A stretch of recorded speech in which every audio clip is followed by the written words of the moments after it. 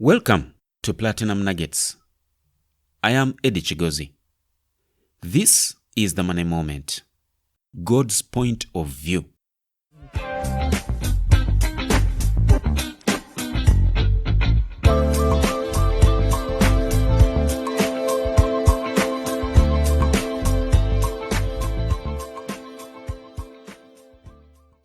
Isaiah chapter 60 verse 22.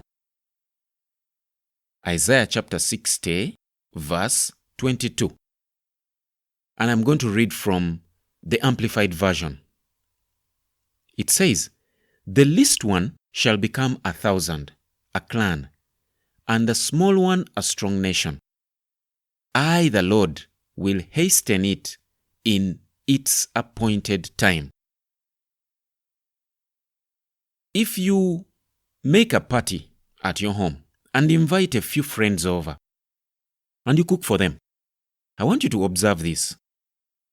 80% of the food that you have prepared for your guests is going to be eaten by 20% of the guests.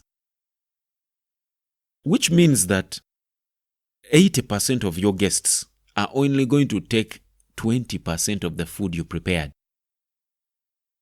If you own a business, 80% of your gross income in a week or in a month is brought in by only 20% of all the items that you have stocked in your shop.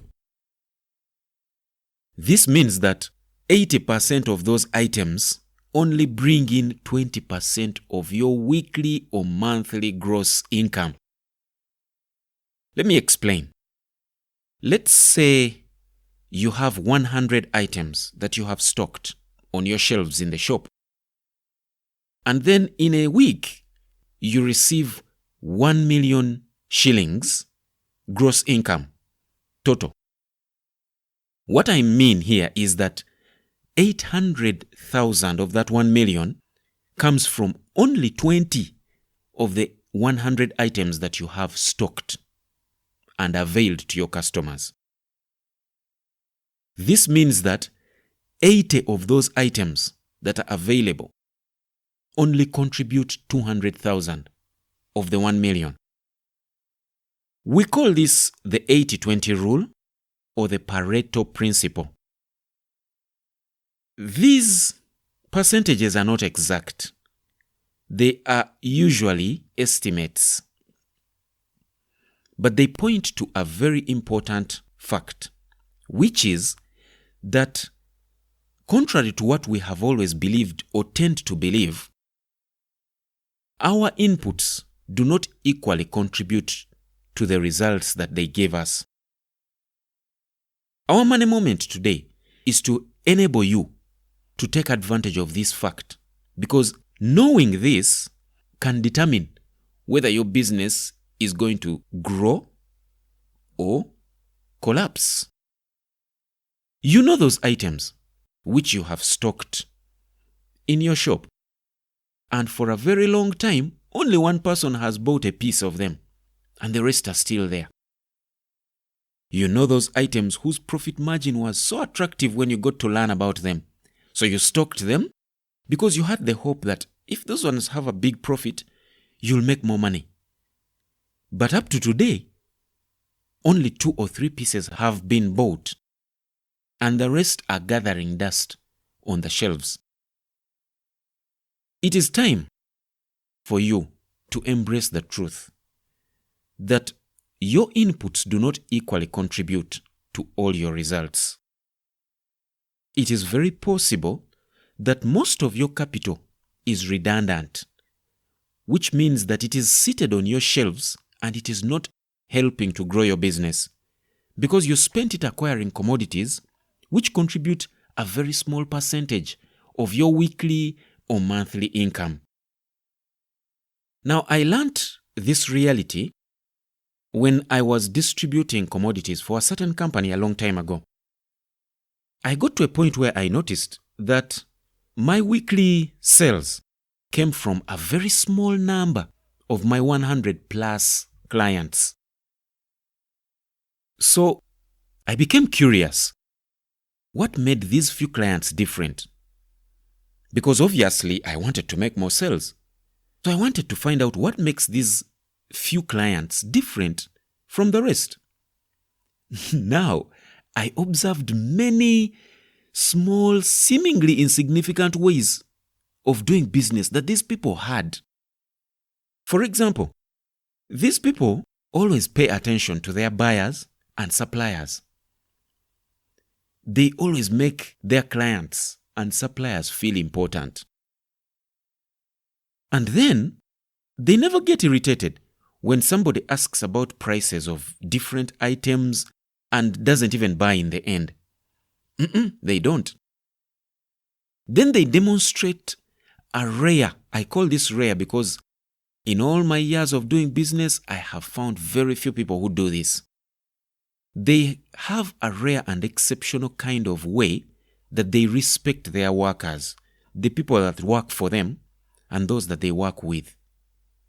Now, ultimately, these people have more traffic at their shops. They have more people buying from them than the neighboring businesses. And this is throughout the day, which actually means that they sell more than their competitors. Now, the lessons I learned were many, but they were so powerful and so eye-opening that I decided to make a few bold decisions, which led to looking for more clients that are similar in character and understanding of business, like those 20% from whom I was making more sales. If you want to know more about the lessons that I learned, look out for the money moment titled, Where You Are Called. Today, you have learned that most of your income comes from a smaller percentage of all the commodities that you have availed to your clients and customers to buy. With that information, I want to ask you, what are you going to do now that you know this? If you want to take advantage of this information, then I am going to suggest that you begin this way. Observe which people bring in more money into your business, either every week or every month. I mean, which people spend more within your business than others.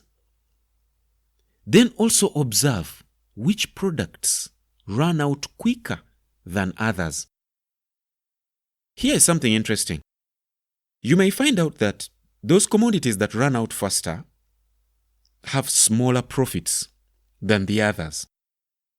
And that is okay. The key thing is, do they run out faster? It is a scary thing to even imagine how your shop will look like when more than half of what you have in stock today on your shelves is not there anymore. But I want you to close your eyes and imagine this. Your shelves have just a few items, but then you are receiving cash from people buying those few items, at least from one buyer every 10 to 20 minutes. And this is throughout the day, every day that your shop is open. What does that look like? What does that feel like to you? What does that say about your business? What does that indicate about the direction that your business is taking? Think about this seriously, because I want you to consider getting rid of the items that may have attractive profits, yes, but they sit too long on your shelves. Here is a reality. In the end, you actually sell those very items at a loss, especially in those moments when you are forced to free up more capital for the items that move faster, and you don't want to go the direction of borrowing money. As a child of God, your inheritance is to be successful because God's desire is that your clients and customers experience the love of God through your business. I want to encourage you to seek God's opinion on how you can apply and practice what you have learnt in this money moment today. And as you do so, please meditate on the following scriptures. Matthew chapter 22, verse 14. Judges chapter 7, verse 7 to 23. And Matthew chapter 14, verse 19 to 21. Thank you for being a great listener. If you would like more insight on how to do business successfully or how to improve the way you manage your finances, please get in touch with us on WhatsApp. The number is +256 702 809 040. See you next time on The Money Moment, God's Point of View. Goodbye for now. Have a wonderful day, and God bless you.